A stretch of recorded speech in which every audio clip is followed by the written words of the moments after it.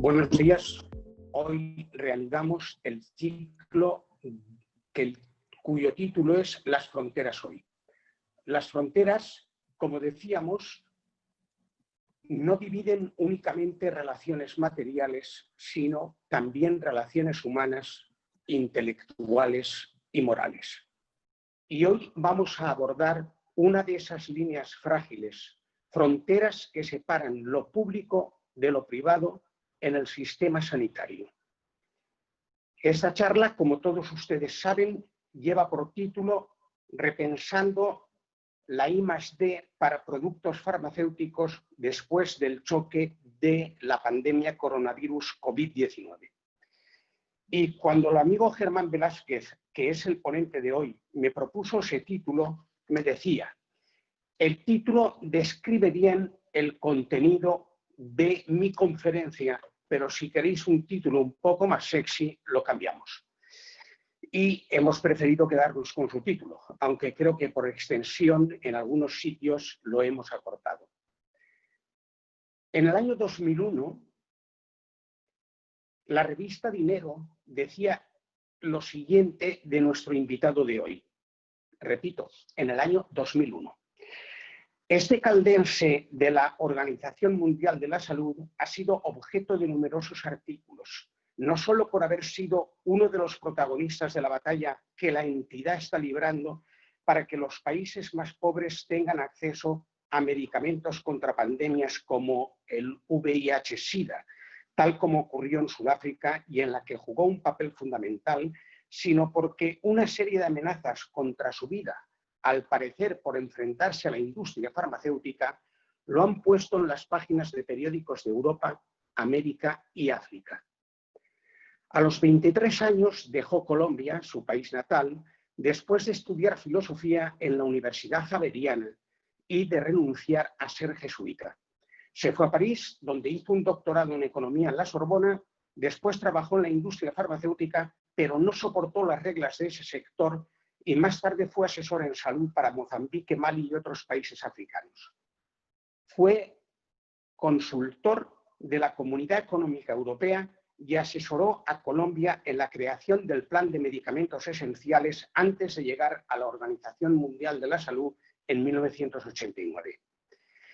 Así, después de una carrera de 11 años en la entidad, Velázquez es hoy, están refiriéndose, repito, al año 2001, el funcionario más importante de la OMS de todos los países en vías de desarrollo. Es el responsable del programa de medicamentos esenciales que brinda asesoría a 190 países y que está promoviendo programas de medicamentos en 35 países. Médicos Sin Fronteras, Oxfam y muchas otras organizaciones han apoyado la labor de este colombiano. De hecho, sus conferencias sobre el impacto que los acuerdos mundiales de comercio y la legislación de patentes tienen sobre el acceso a la salud y a los medicamentos están reservadas para jefes y ministros de Estado. Y es la máxima autoridad en el mundo en la materia. Es considerado como uno de los mejores economistas de salud. Es profesor de la Universidad de la Sorbona, de la Carlos III y de la Universidad de Medicina de Barcelona.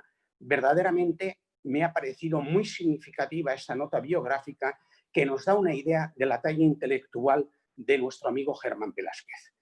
Cuando uno navega por Internet se puede encontrar con joyas de este tipo. Y continúo su biografía. Germán Velázquez es desde 2010 el asesor especial para políticas y salud del director ejecutivo del Centro del Sur, que es un grupo de reflexión intergubernamental de y para los países en desarrollo. El centro tiene actualmente 53 Estados miembros. El centro apoya a los países en desarrollo realizando investigaciones y prestando asistencia técnica y capacitación en la esfera de la salud y el acceso a los medicamentos y la propiedad intelectual en particular. Germán es doctor honoris causa en salud pública por la Universidad de Caldas, Colombia, y por la Facultad de Medicina de la Universidad Complutense de Madrid. Hasta mayo de 2010 fue director de la Secretaría de Salud Pública, Innovación y Propiedad Intelectual de la Organización Mundial de la Salud, OMS, en la oficina del director general en Ginebra. Es un pionero en la nueva área sobre salud, propiedad intelectual y acceso a los medicamentos y representó a la OMS en el Consejo de las reuniones de los aspectos de los derechos de propiedad intelectual relacionados con el comercio en la Organización Mundial de Comercio desde el año 2001 hasta el año 2010. Asimismo, además de ser colaborador habitual de Le Monde Diplomatique, es autor y coautor de numerosas publicaciones. Algunas de ellas, o casi todas, son accesibles en Internet. Ya en el año 2015 tuvimos el placer y el honor de contar con su presencia física en el auditorio de la Casa Encendida para escuchar una magistral conferencia que impartió en el ciclo El Mundo en 2025, ciclo que coordinó Le Monde Diplomatique y en el que se intentaba tratar de comprender las mutaciones en marcha en el mundo e invitar al debate sobre ello, sobre el futuro de nuestro planeta. Y hablábamos en el año 2020, sobre el año 2025 y estamos hablando del año 2015. Un tercio de la población mundial que vive en los países en desarrollo carece de acceso a los medicamentos. Además, los sistemas de salud de los países industrializados tienen cada vez más dificultades para seguir asegurando el acceso de fármacos a sus ciudadanos. Los desafíos actuales del modelo de investigación y desarrollo basado en las patentes exigen una reflexión sobre las alternativas para el futuro. Se necesitan nuevos mecanismos que de forma simultánea y eficaz promuevan la innovación y el acceso a los medicamentos. Lo que no podíamos imaginar es que en 5 años nos íbamos a encontrar en la situación actual, donde los ciudadanos, en el fondo, lo que vuelven es sus ojos hacia la ciencia y los científicos en busca de una vacuna que sea salvadora y cuyo proceso sabemos que requerirá bastantes meses. Las organizaciones internacionales y multilaterales de todo tipo, como la ONU y entre ellos la OMS, no han estado a la altura de la tragedia por su silencio o por su incongruencia. Y en este caso, la OMS, desacreditada por su complicidad estructural con las multinacionales farmacéuticas, ha carecido de suficiente autoridad para asumir como le correspondía la conducción de la lucha global contra esta nueva plaga. Ya nos avisaba Germán en el año 2015, si tuviéramos que hacer la caricatura de una agencia especializada de la ONU como es la OMS, esta se parecería a una anciana de solo 65 años, pero envejecida prematuramente hasta el punto de aparentar más de 90 años. De lentes oscuros por haber perdido casi por completo la vista y en una silla de ruedas empujada por Bill Gates de un lado y del gerente de alguna gran compañía farmacéutica del otro.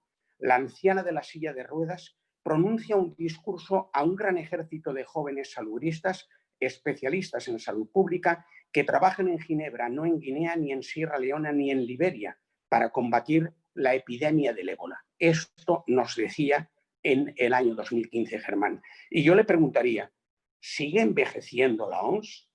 ¿Habrá cumplido ya 100 años o su envejecimiento es todavía más acelerado?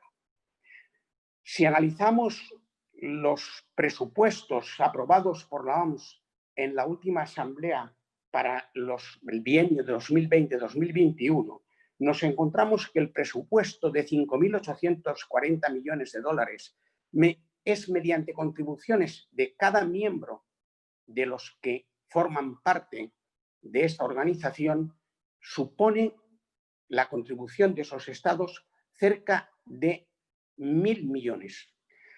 Y el resto, casi 5.000, es decir, 4.800 millones, ese proyecto de presupuesto para este bienio es de contribuciones voluntarias.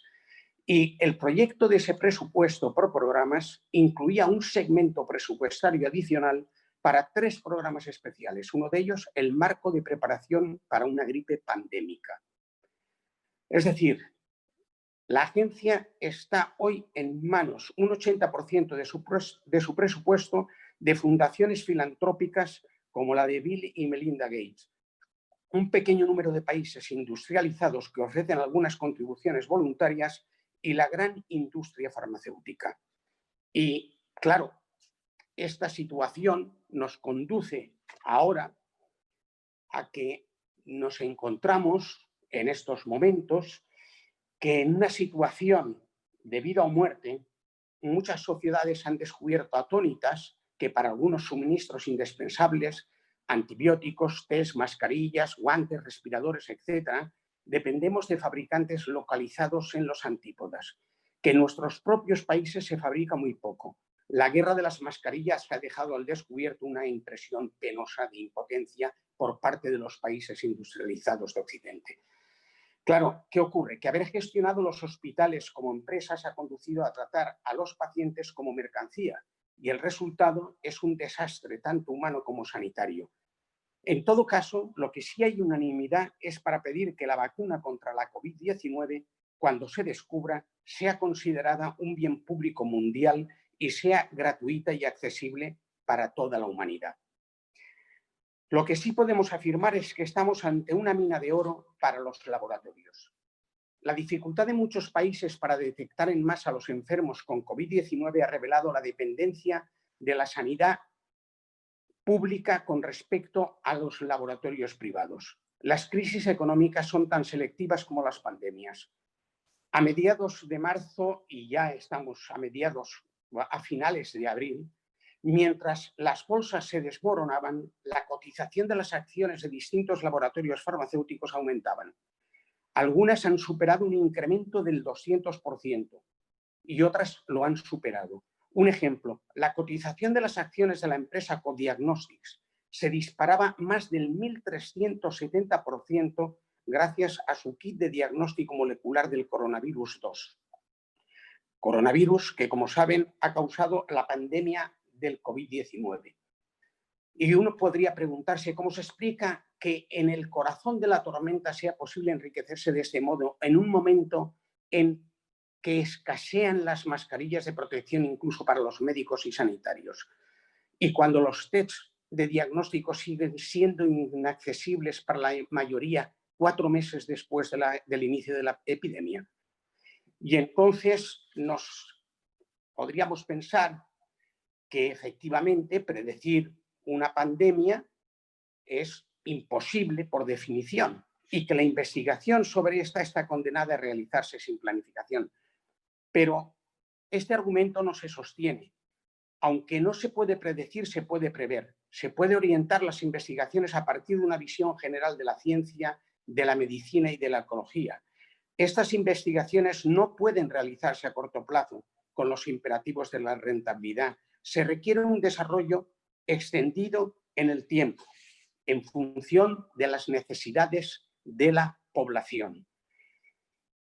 Cuando sobreviene la crisis, este desajuste conduce a situaciones aberrantes, entre las cuales las vacunas, una de las armas que sería fundamental, ya ha producido ejemplos que lo ilustran, como la propuesta de Donald Trump de comprarle a la empresa alemana CureVac la patente de su vacuna contra el coronavirus para utilizarla únicamente en Estados Unidos, propuesta que suscitó un categórico rechazo de Angela Merkel y una subvención relámpago de 80 millones de euros de la Unión Europea.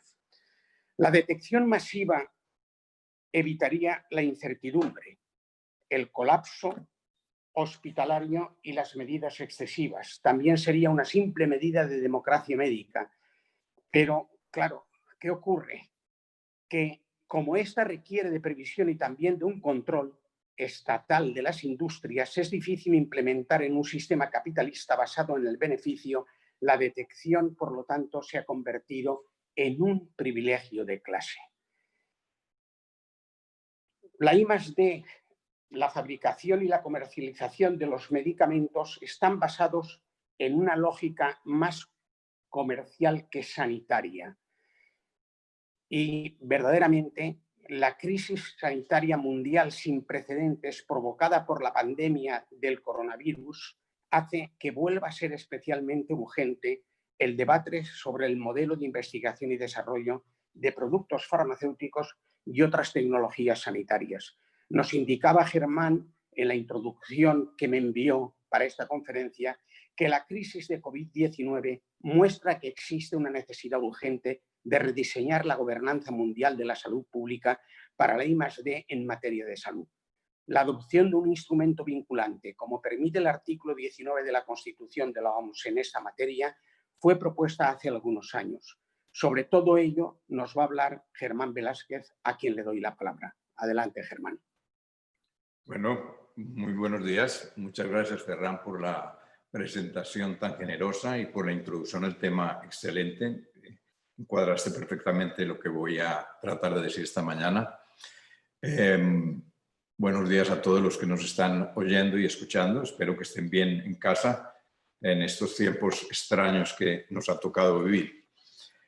En el año de 1271, Marco Polo emprendió un viaje con su padre desde Venecia hasta la China y se demoró 4 años para llegar. Hace 100 años, en 1918, en el momento de la gripa española, que no fue española, ya lo sabemos hoy, sino que tuvo origen en los Estados Unidos, en Kansas.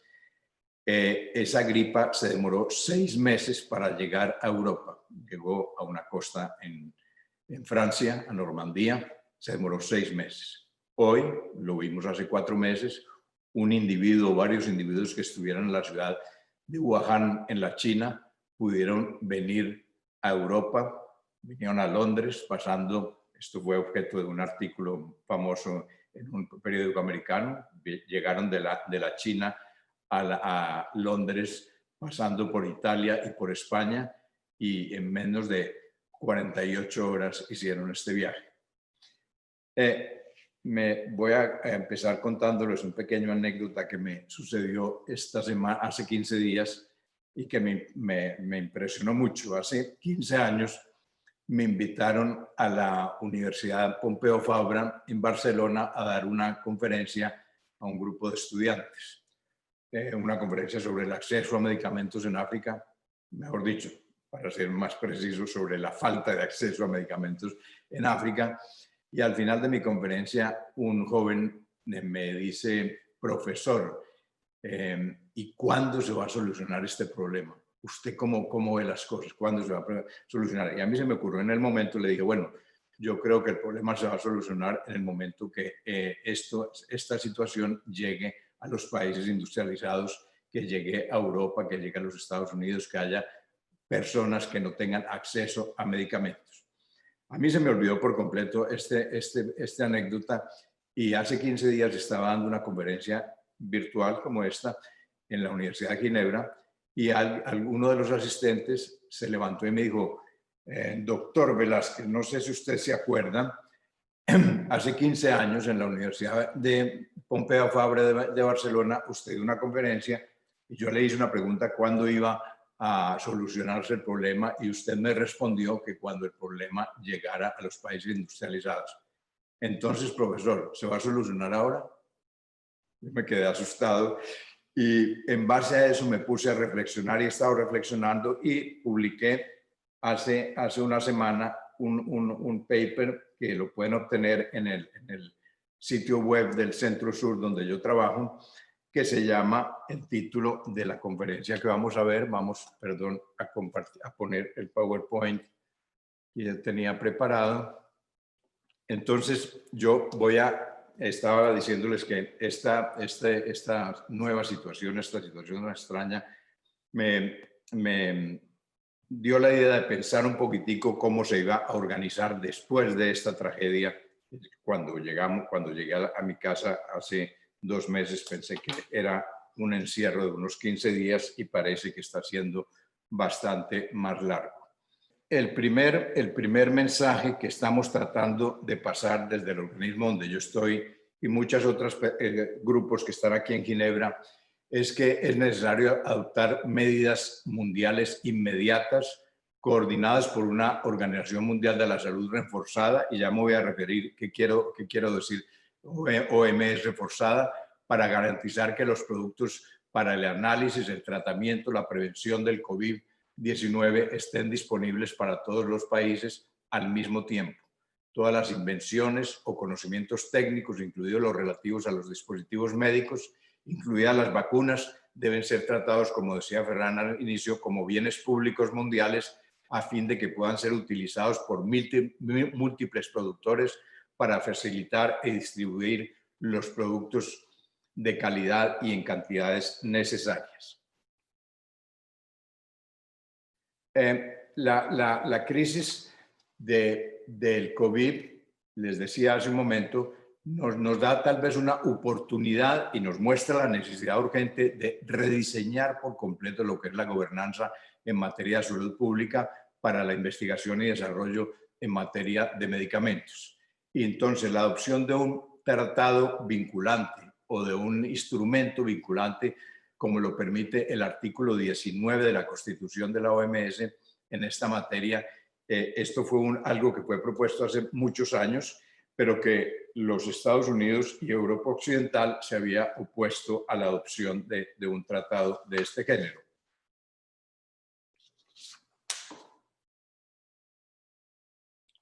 La presentación que yo quería compartir con ustedes hoy tiene cuatro puntos.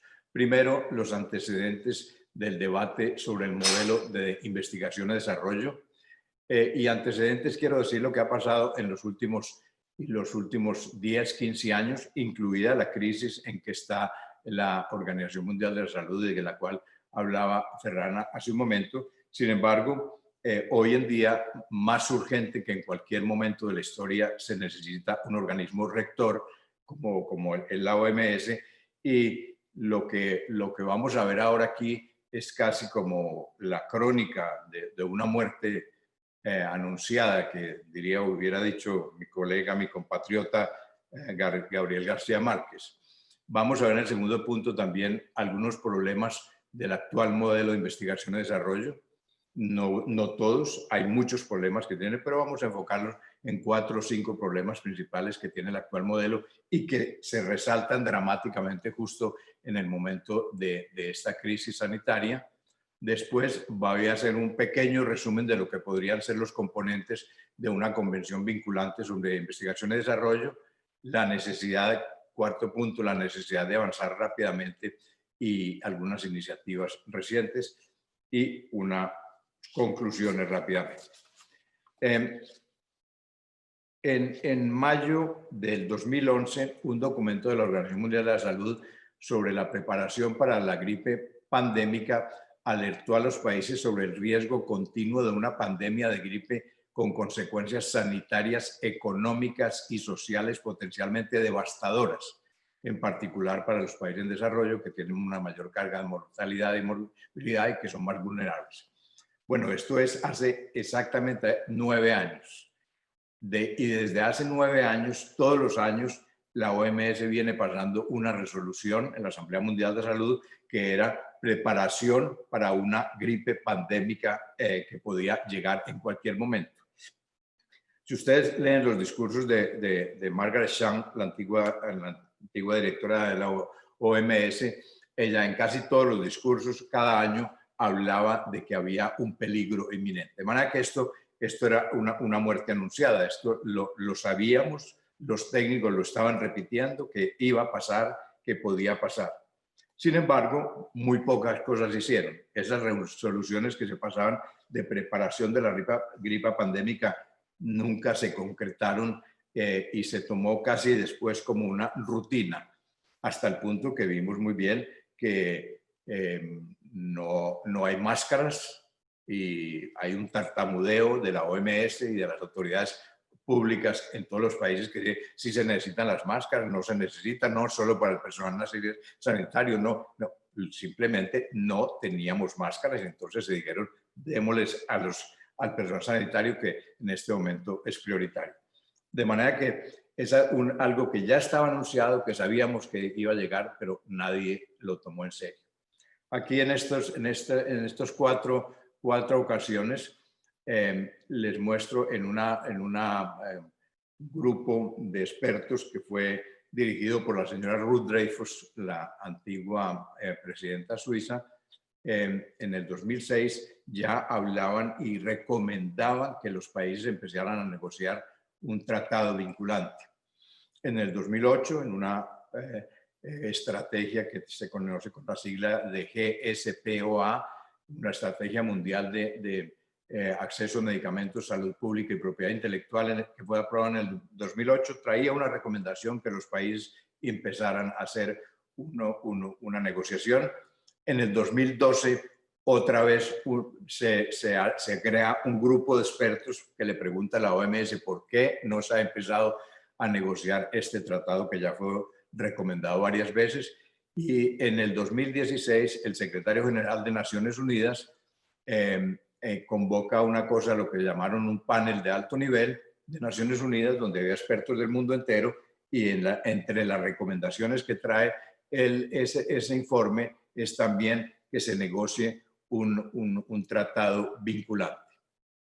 De tal manera que ya desde el 2012, hace 8 años, había un mandato de la OMS, con una resolución de la Asamblea, que es el máximo mandato que puede dar la OMS a los países, que se empezara una negociación, que nunca se empezó porque hubo una especie de sabotaje de la Unión Europea que desvió el tema y dijo, bueno, sí, vamos a negociar un tratado, pero primero tenemos que hacer algunos proyectos para buscar evidencia de cuál es el problema. Bueno, el problema, teníamos evidencia desde hace 15 años que la gente se estaba muriendo por falta de medicamentos, pero entonces se perdieron varios años con esta iniciativa de la Unión Europea de que hicieran proyectos de demostración para ver y formular cuál era realmente el problema.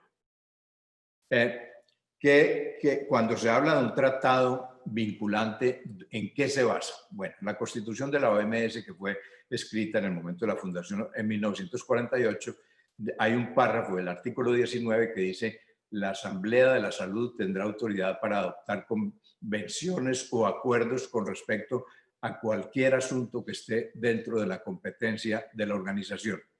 Y una vez acordado esa negociación aquí en Ginebra, tendrá que ir a los parlamentos nacionales, será aprobado por los parlamentos nacionales y se convertirá en ley. Este artículo de la Constitución de la OMS se ha utilizado solo una vez en toda la historia y fue la Convención Marco para el Tabaco. En esa convención ha sido ya aprobada por 160 países y es una ley. No podríamos imaginarnos hace 6 o 7 años antes de que se firmara que hoy en día iba a estar prohibido fumar en cualquier sitio público, en los transportes públicos, etcétera, etcétera, etcétera. Pues bien, ese artículo, el artículo 19, sería el que posibilitaría una negociación. Si vemos ahora lo que está pasando, supongamos que la vacuna, la famosa vacuna para el COVID, llegara mañana. Si llega mañana la vacuna, o esta tarde, digamos, sería un desastre porque iríamos a repetir exactamente lo que pasó hace 20 años cuando llegaron los medicamentos para el SIDA. Ustedes se acuerdan que en el año 2000 empezaron a llegar los primeros antirretrovirales y los primeros genéricos llegaron solo más o menos en el 2004, 2005 al África. De manera que durante 5 años se murieron masivamente africanos y era el primer foco y el foco más importante y donde la pandemia era más grave. Se murieron justamente porque los medicamentos salieron patentados, costaban $10,000 por tratamiento por persona por año. En ningún país africano ni muchos otros en el mundo no podían pagarlo. Y entonces, si llegara la vacuna ahora tal como van las cosas, pues lo que va a suceder si la vacuna es descubierta en un país o simultáneamente en varios países, digamos en los Estados Unidos, en Inglaterra, en Francia, probablemente el Instituto Pasteur, probablemente en la China, esa vacuna, y ya han anunciado algunos que están avanzados en los ensayos, por lo menos en animales, han avanzado que la patentarían. Bueno, si la patentan, quiere decir que el mundo desarrollado va a poder pagar la vacuna y los países del sur van a tener que esperar varios años. Y probablemente que si está patentada, incluso en los países del norte, no habrá disposición no habrá fondos para vacunar a toda la población como se necesitaría. pasemos al segundo punto, algunos problemas del actual modelo de investigación y desarrollo. Les recuerdo que el modelo actual de la investigación y desarrollo para medicamentos está basado sobre una investigación que puede ser pública o privada, mucho más pública que privada en realidad, aunque la industria farmacéutica intenta y trata de convencernos de que ellos son los que están haciendo la industria. El sector público está haciendo más de la mitad de la investigación que se hace hoy en día, pero esa investigación, sea pública o privada, va a caer en una patente que dura mínimo 20 años. Algunos productos pueden durar 25, 30, por algunas maniobras que hacen los propietarios de las patentes para prolongarlas. Ese monopolio legal significa precios altos y esos precios altos significan un acceso restringido a los tratamientos. Quiere decir que desde que se creó la Organización Mundial del Comercio y con el acuerdo al cual hacía referencia Ferran al inicio de los ALPIC, el acuerdo de los derechos de propiedad intelectual relacionados con el comercio internacional y que cubre todos los medicamentos desde el año 95, todos los medicamentos que salen pues son medicamentos que tienen que estar absolutamente patentados por un periodo de unos 20 años.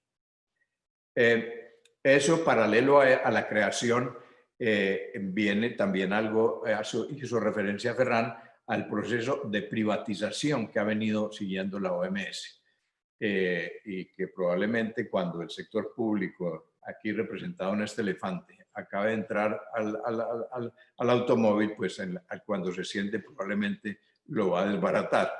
Las contribuciones públicas regulares de los países miembros de la OMS son hoy en día menos del 12% del presupuesto de la OMS.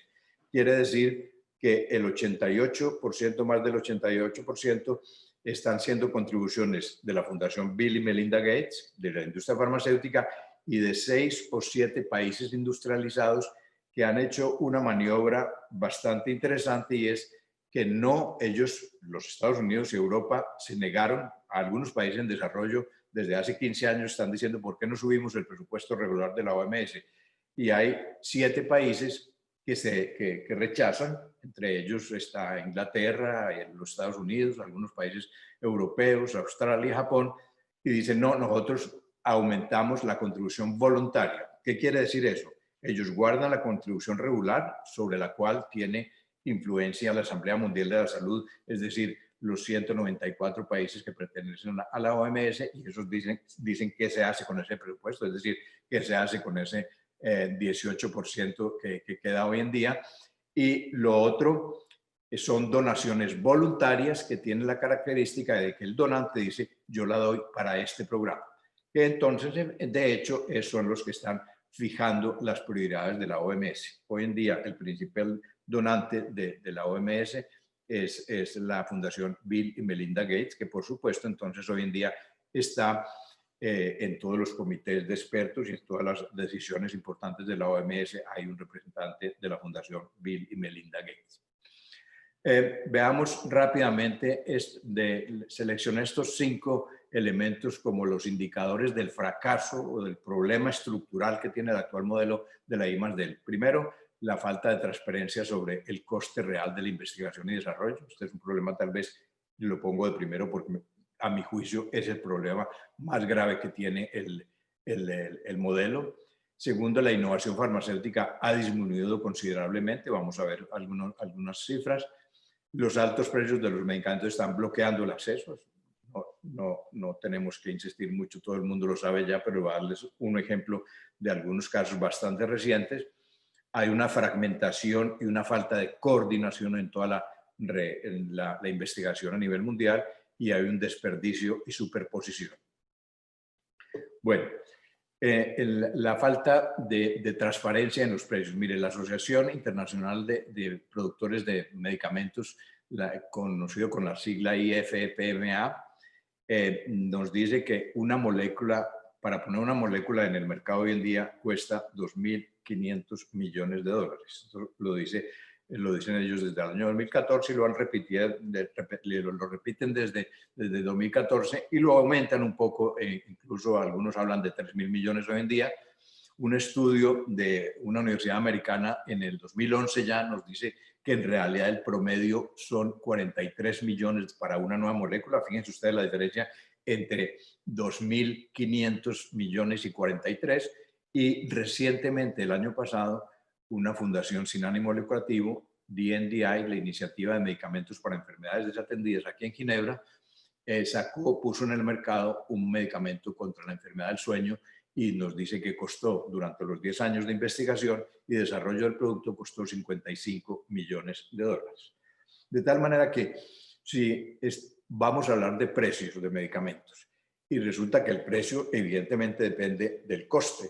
Y si el coste no sabemos si son 2.500 millones o 40 millones, pues evidentemente que el precio va a ser totalmente diferente. El año pasado hubo una discusión bastante interesante en la Asamblea Mundial de la Salud, que tal vez ustedes siguieron porque fue una resolución que se llamaba sobre la transparencia en la investigación y desarrollo. Pues esa resolución, después de 55 horas de discusión, de debates que duraban a veces hasta las 11 y 12 de la noche en grupos que se habían creado de grupos de país paralelos a los trabajos normales de la Asamblea Mundial, llegaron a la conclusión, y algunos países, y esto es muy interesante porque algunos países como Alemania, por ejemplo, tuvieron que decir abiertamente que se oponían a la transparencia de publicar los precios y los costos de la investigación y del desarrollo. De la manera que ello ya se negaron los países, sobre todo los grandes productores de medicamentos como Alemania, Inglaterra, los Estados Unidos, Francia, etcétera. España tuvo una posición bastante más abierta y flexible y estuvo tratando de que se aprobara. Al final se aprobó una resolución donde no se habla de la transparencia de los costos de investigación y desarrollo, se habla de la transparencia de precios un poco y en una forma voluntaria, algunas medidas voluntarias. Pero como les decía, la transparencia de precio no sirve para nada si no sabemos cuál es el coste real del medicamento. Bueno, en lo que se refiere a la baja de la innovación, mire, la revista Prescribe, que es una de las revistas de farmacología más importantes de Europa en este momento, nos dice, hace un estudio durante 10 años que los medicamentos que entraron al mercado francés, y dice que en una media entraban 4.7 medicamentos que tenían un interés terapéutico importante. Pero esas cifras fueron disminuyendo considerablemente. Había en el año 2007 14 productos que entraron, pero en el año 2017 solo un producto. Fíjense ustedes, esto es una cosa muy grave porque en realidad en mercados como en Francia o España están entrando del orden de 100 o 200 productos por año y nos están diciendo que solo 4 o 5 en el 2017 solo uno tenía un interés terapéutico, lo demás no tiene ninguna relevancia. Y esto es en Europa. En países como México, por ejemplo, hay pedidos de patentes para 2.000, 2.500 medicamentos por año. Quiere decir, lo que está sacando la industria son realmente medicamentos maquillados un poco, moléculas antiguas que las sacan argumentando ventajas terapéuticas, pero únicamente es una operación para aumentar los precios de los medicamentos. Veamos, este gráfico es muy impresionante. Yo les hablo de los nuevos precios porque resulta que aquí en los últimos 5 o 6 años ha habido un cambio de paradigma en la industria farmacéutica. Durante los 50, 60, 80 años que tiene la industria farmacéutica, tal que la conocemos hoy, siempre se argumentó los precios que argumentaba la industria y que presentaba para aprobación a las autoridades públicas en muchos países donde los tenía que presentar, era la composición de los costes de la investigación, de desarrollo, producción, materias primas y un margen de ganancia, y así construían el precio de los medicamentos. Resulta que hace unos 5 o 6 años la industria farmacéutica, varias industrias, sobre todo industrias americanas, hoy en día ya europeas también, dicen no, el precio del medicamento tiene que ser calculado sobre la base del valor del medicamento. Entonces entramos en una zona bastante peligrosa, porque igual es el valor de un medicamento.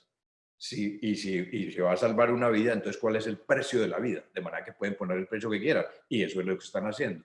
En el año 2014, la firma americana Gilead sacó el Sofosbuvir para la hepatitis C. Es una enfermedad mortal, de la cual dice la OMS que existen 150 millones o 70 millones, hay distintos documentos de la OMS, pero por lo menos 100 millones de personas en todo el mundo que viven con hepatitis C, y es una enfermedad mortal. Hay un medicamento desde hace 6 años que cura la enfermedad, y el tratamiento de 12 semanas cuesta $84,000 americanos. Es decir, más o menos $1,000 por cada píldora, por cada cápsula. Y eso, el argumento que dicen en ese momento, hace 6 años, cuando sacaron el medicamento, dijeron, bueno, una persona en fase terminal de hepatitis C, lo único que lo puede salvar es un trasplante de hígado, y ese trasplante puede costar del orden de $100,000, de manera que estamos aquí casi haciendo una rebaja, poniéndolo a $84,000. Ha habido mucha discusión, ha habido muchas negociaciones estatales. Los gobiernos como el de España, Francia, Italia se han encontrado negociando estos precios con una firma privada, y en España creo que han llegado a algo así como 15,000, no sé en qué estará ahora recientemente, en Francia 25,000, pero fíjense ustedes, la firma le da $15,000 por tratamiento a España y 25,000 a Francia, cuando son 2 países que tienen un nivel de desarrollo económico y social bastante parecido. De manera, ¿cuál es el argumento para darle el uno 25 y al otro? Ese medicamento, hay países en donde no fue patentado, por ejemplo Egipto, y en Egipto se consigue hoy ya el medicamento al orden de $100 en lugar de 84,000, $100 por tratamiento. Y se han ya tratado unos 1,5 millones de personas en Egipto, que es el país donde más incidencia de hepatitis C existía en el mundo, simplemente porque no se le dio la patente, y lo estaba entonces produciendo varias firmas de genéricos, entre ellos una firma de genéricos, y del cual los dueños son millonarios, porque es un buen negocio, aún vendiéndolo a $100. En el 2015 sale este medicamento Orkambi a $133,000 la dosis. En el 2018 sale Novartis con un producto contra la leucemia que cuesta 320,000 euros, y hace el año pasado la FDA, la Food and Drug Administration de los Estados Unidos, autorizó la entrada al mercado de un medicamento de Novartis para la atrofia muscular que vale $2,100,000. $2 millones, un medicamento de una dosis. De manera que en esto estamos, simplemente por el cambio de filosofía, el engaño, yo diría, me atrevería a decir, el engaño que la industria logró introducir en esta forma de calcular los precios, y ningún país, ningún gobierno, ni la OMS se han opuesto a este tipo de filosofía. Les decía también, uno de los problemas es la fragmentación y falta de coordinación. Hay en esto, en el marco de la preparación para las pandemias, la OMS creó hace algunos años, hace unos 5 o 6 años, lo que ellos llaman el Blueprint, que es una compilación de muchas investigaciones que hay en curso relacionadas a pandemias de este tipo.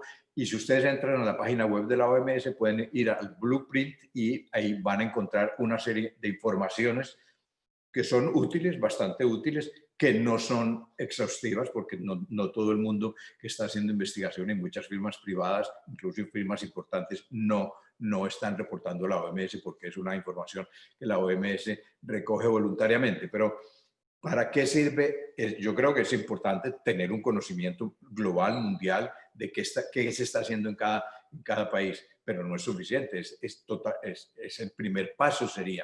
Tendríamos que tener un organismo, que sería la OMS, que pueda coordinar y decir cómo se van a manejar estos medicamentos una vez lleguen al mercado. Hay un desperdicio, una superposición, que lo estamos viendo y tenemos la información, lo mencioné al inicio. La vacuna se está buscando en paralelo en muchos países, están buscándola, pero están buscando más con un objetivo comercial que de salud pública. Evidentemente, es tal vez el negocio más lucrativo, potencialmente más lucrativo en la historia, si vamos a tener que vacunar varios millares de personas en el mundo con esta vacuna, va a ser un negocio extraordinario. Pero entonces, una cosa que podría acelerar increíblemente sería que se compartiera el desarrollo de la investigación, porque estamos gastando tiempo, sobre todo tiempo, estamos gastando dinero y estamos prolongando la llegada de la vacuna únicamente porque no se está compartiendo y todo el mundo está investigando en secreto. Bueno, vamos rápidamente cuáles serían los posibles componentes de una convención vinculante. Lo primero habría sobre todo 3 pilares. Lo primero sería a crear un gran fondo público para la investigación y desarrollo de productos farmacéuticos. Ese fondo sería un fondo que sería obligatorio, una contribución obligatoria. Algunos al inicio, cuando se discutió mucho esto hace 5 o 6 años, decían, bueno, van a poner otra contribución obligatoria a los países miembros. No, simplemente estamos buscando una forma mucho más económica de hacer investigación en materia farmacéutica, y entonces los medicamentos que llegarían con esta vía de investigación pública no tendrían que ser patentados porque no habría que recuperar la inversión, que es uno de los argumentos para patentar. Los 3 pilares serían una financiación pública, como acabo de exponer. Segundo, una coordinación que se podría pensar, habría muchas formas, muchas ideas. Uno podría pensar, digamos, repartir según las capacidades tecnológicas, es decir, Europa Occidental va a investigar sobre este tipo de enfermedades. Los Estados Unidos van a investigar sobre este tipo de enfermedades. Australia, Japón, la India, etcétera, la China, investigarían para dividir y aumentar los esfuerzos, la rapidez y disminuir los costos. Pero hoy en día lo que sucede es que todo el mundo está en paralelo en una especie de guerra comercial. Bueno, vamos ya al cuarto punto, lo que hemos visto con el peligro y el miedo de la pandemia. El mes pasado ya hubo países como Alemania, Canadá, Chile, Ecuador, que han adoptado medidas para facilitar el derecho de expedir licencias obligatorias, es decir, la posibilidad de retirarle. Esto es una cosa bastante trivial en el caso de algunos países, sobre todo en los Estados Unidos son los campeones para hacer licencias obligatorias. En cambio, en los países, en el resto del mundo, ha sido bastante complicado, e incluso para medicamentos como el sofosbuvir, que se supone que en Francia hay, por ejemplo, 200.000 personas que deberían tener, que viven con hepatitis C y que no lo están recibiendo. Uno se podría preguntar por qué Francia o España no hicieron una licencia obligatoria para el sofosbuvir para la hepatitis C. Bueno, algunos ya con la tragedia de la COVID, ya Alemania, como les decía, Canadá, Chile, Ecuador e incluso Israel hicieron una licencia obligatoria para los medicamentos que puedan llegar.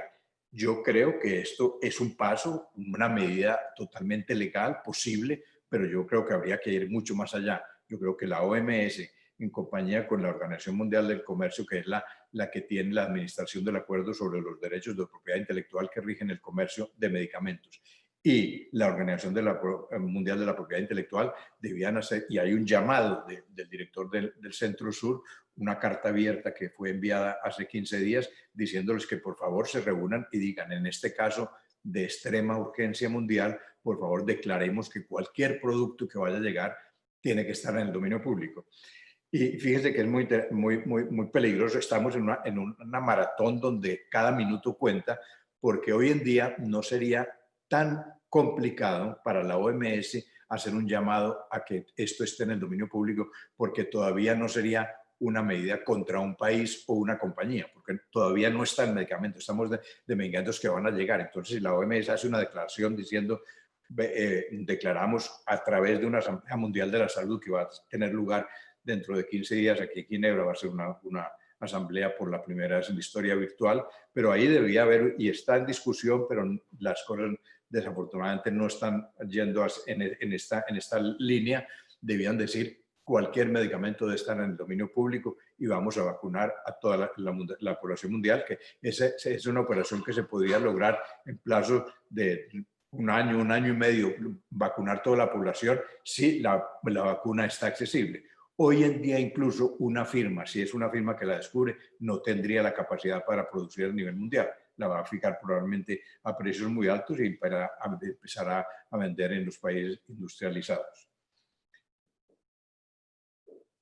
Bueno, vamos ya a unas conclusiones. Estamos llegando al tiempo final que habíamos previsto para dejar un buen tiempo de diálogo y preguntas y comentarios al final.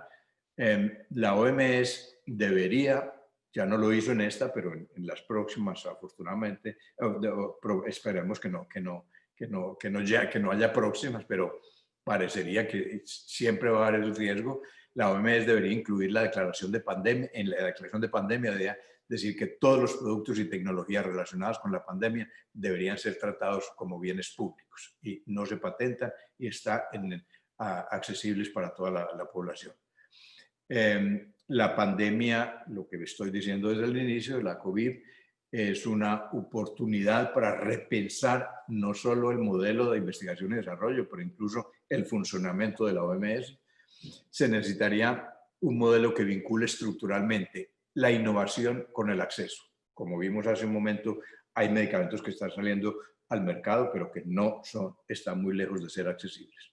Finalmente, sobre la base del artículo 19 de la Constitución, la OMS y los países deberían empezar cuanto antes una negociación para un tratado vinculante. Y deberíamos tener el coraje de cambiar el rumbo de las cosas. Hay mucha especulación estos días de reflexión en que estamos desde hace 2 meses todos confinados en casa.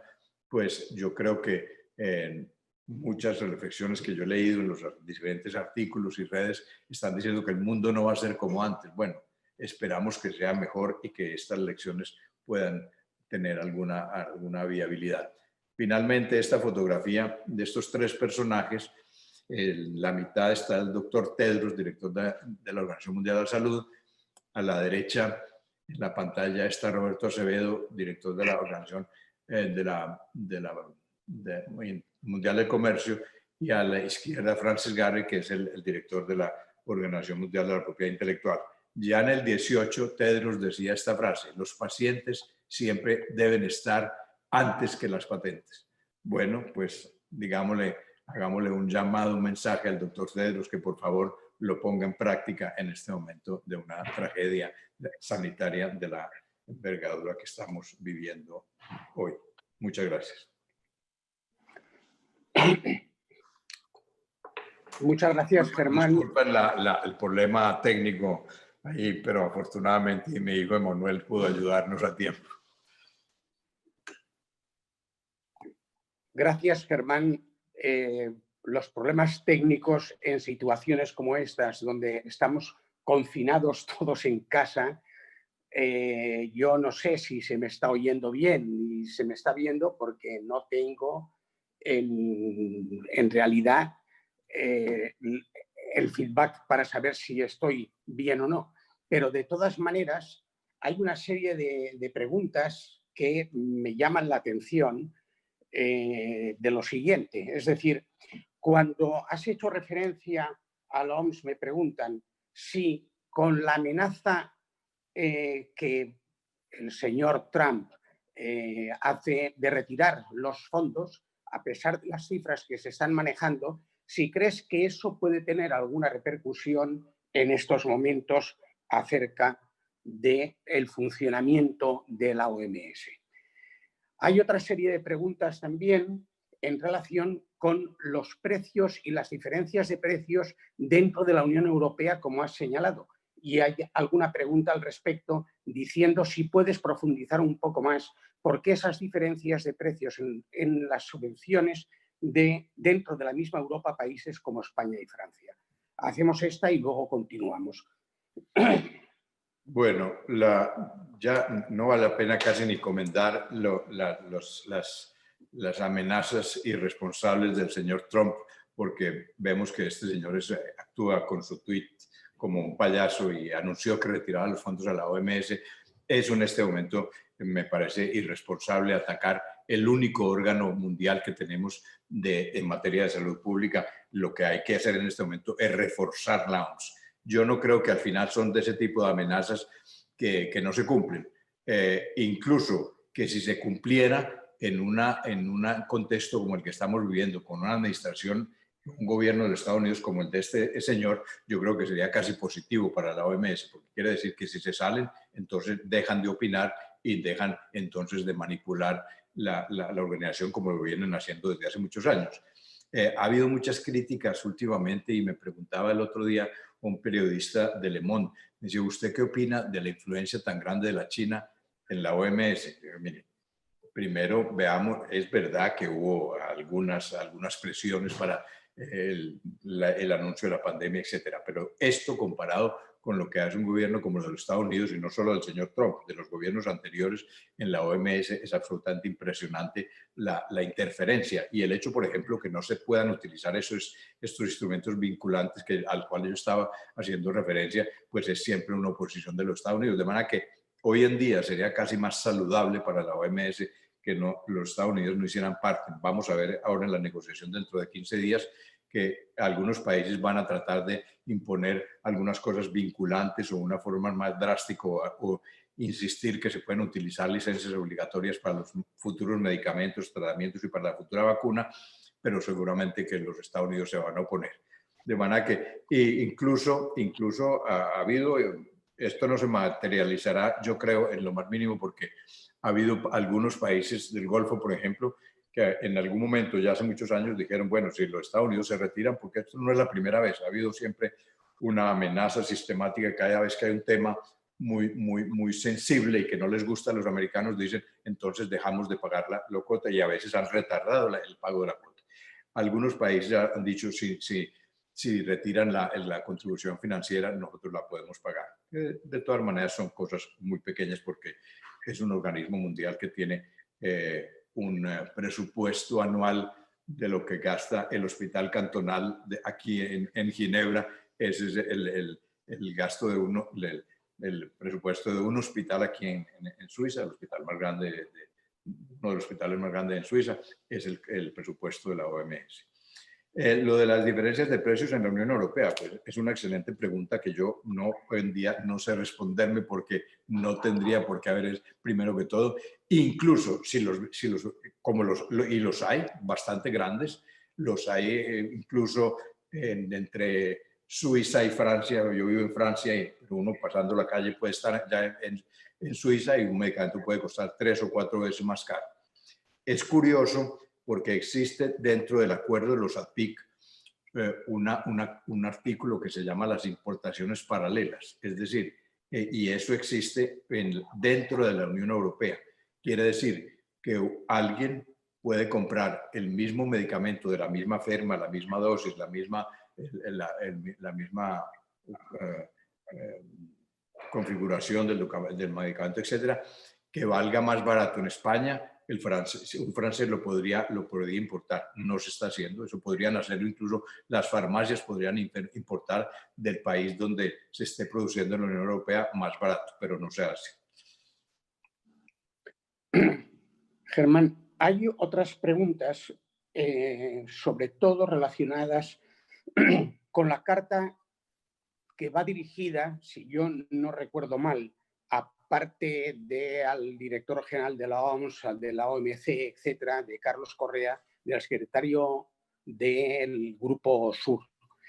Y la pregunta también relacionada con las relaciones justamente con la Organización Mundial del Comercio que tú representaste en su momento desde la OMS en los acuerdos justamente sobre los derechos de propiedad intelectual, que me preguntan si podrías explicar mejor cuál es esa relación que hay justamente de los derechos de propiedad intelectual y la Organización Mundial del Comercio. Bueno, resulta que en el año 95, cuando se crea la Organización Mundial del Comercio, uno de los acuerdos que están dentro de la organización es este acuerdo de los APIC, los acuerdos de los derechos de propiedad intelectual relacionados con el comercio.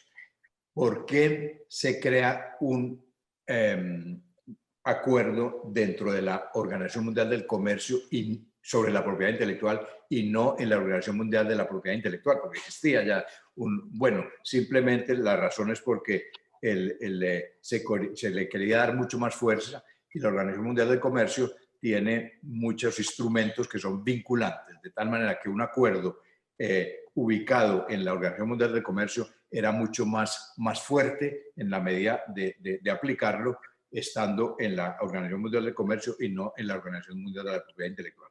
Bueno, en ese acuerdo que generaliza el uso de patentes para productos farmacéuticos a nivel mundial, a nivel de todos los miembros de la OMC, y los miembros de la OMC son hoy en día 164 países, es decir, prácticamente el mundo entero tienen que aplicar patentes, lo que no sucedía antes del 95, que muchos países, la mayoría de los países en desarrollo no aplicaban patentes y algunos países europeos, España, Italia, aplicaron patentes para productos farmacéuticos bastante tarde.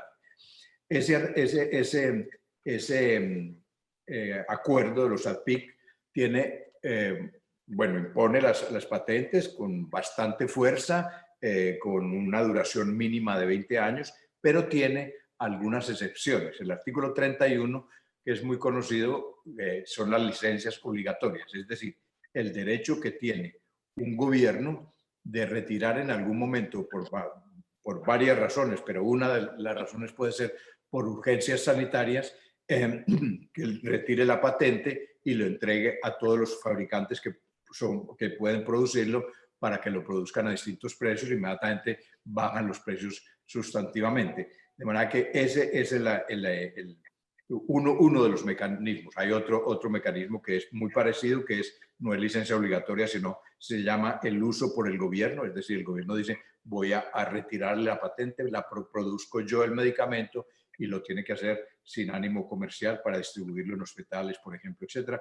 Esto se ha utilizado en varios países como en Malasia, en el Brasil, en Indonesia, en el Ecuador, las licencias obligatorias en los últimos 10 años. En lo que se refiere a la carta del director ejecutivo del Centro Sur, Carlos Correa, que dirigió hace 10 días a los directores de la OMS, la OMC y la OMPI y al secretario general de Naciones Unidas. Bueno, ustedes saben que Carlos Correa es un personaje muy interesante porque Carlos Correa era ministro de Industria de la Argentina cuando se estaba negociando el acuerdo de los APIC durante lo que se llamaba la Ronda de Uruguay.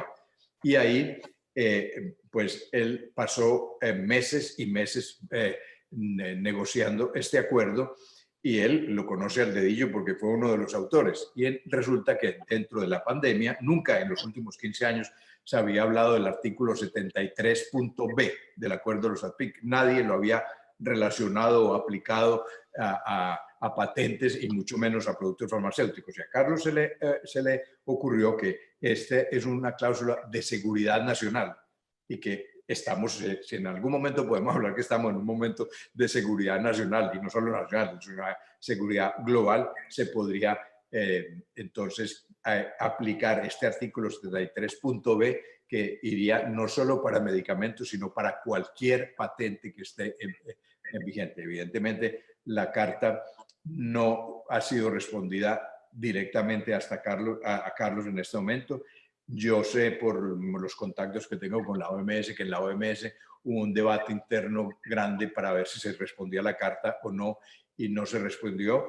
Y el único que respondió indirectamente en una rueda de prensa fue el director de la OMPI, que es una respuesta que yo califico un poco de irresponsable, sino cínica, y dijo que no había ninguna evidencia que la propiedad intelectual fuera a afectar el acceso a los medicamentos. E incluso el otro argumento que da él dice que no, esto es un discurso que no tiene todavía lugar, que porque estamos hablando de patentes de medicamentos que no existen todavía, que no han llegado al mercado. Justamente lo que deberíamos hablar del estatuto de la propiedad intelectual en esos medicamentos que no han llegado por ser medicamentos que necesitamos de una manera tan urgente. No sé si tienes más preguntas, Ferran. Te voy a hacer una última pregunta yo, acerca de una cosa que escribiste en el año 2015 y supongo que consideras vigente y quizá todavía podríamos profundizar más. Decías que donde hay que buscar el origen de la intolerable situación en la que nos encontramos en relación justamente con la I+D es en los gobiernos desalmados que han permitido y fomentan una industria que no está al servicio de la salud pública y de los intereses de los ciudadanos. Las organizaciones internacionales como la OMS y las autoridades nacionales deberían adoptar medidas eficaces para hacer frente a esta situación. ¿Es la aplicación del artículo 19 de la OMS una de estas medidas que se pueden tomar, Germán? Bueno, sí, yo creo que sí, de todas maneras, absolutamente. En estos momentos de urgencia sí, pero lo que yo me refería, que la culpa, porque a mí siempre me han dicho que yo soy un poco demasiado crítico de la OMS, en último término la OMS son los países que la componen, de tal manera que yo decía, esto fue una cosa, históricamente pues, salió así, pero el problema es un problema estructural. La industria farmacéutica se inició y desarrolló como un negocio, en que en muchos momentos, en los primeros 20 años, nos hicieron entender y nos repitieron que era una industria al servicio de la salud. Pero hoy en día es evidente que con los precios que yo les mostré a ustedes de $2 millones por un medicamento, es una industria que es ante todo una industria financiera, de especulación, que se mueve todos los días en la bolsa de Nueva York y seguramente y en segundo lugar. De tal manera que hay un problema estructural grave en el que hoy en día, con una alarma y una crisis sanitaria a nivel mundial, yo creo que se podría repensar en que la OMS retome un poco. Fíjense que uno de los componentes que yo les decía del posible tratado vinculante sería el basar la investigación en los problemas reales de salud. Una cosa que parece de una evidencia absolutamente increíble, que uno investigue, no, se investiga sobre los medicamentos que tendrían un comercio más fácil donde haya enfermedades o tipo de países, en países sobre todo industrializados o que pueden pagarlo. De tal manera que el problema sigue siendo un problema estructural de que hay una industria que es absolutamente crucial para la salud, la vida y para el funcionamiento del planeta entero, que en este momento está condicionada al comercio y al beneficio financiero. Muchas gracias, Germán, por tus explicaciones. Damos por concluida la charla de hoy y convocamos a todos ustedes para el próximo día 7 de mayo, en el que dentro de este ciclo intervendrá la periodista Maike Carrasco con una charla sobre el desafío de la libertad de expresión en estos tiempos de pandemias.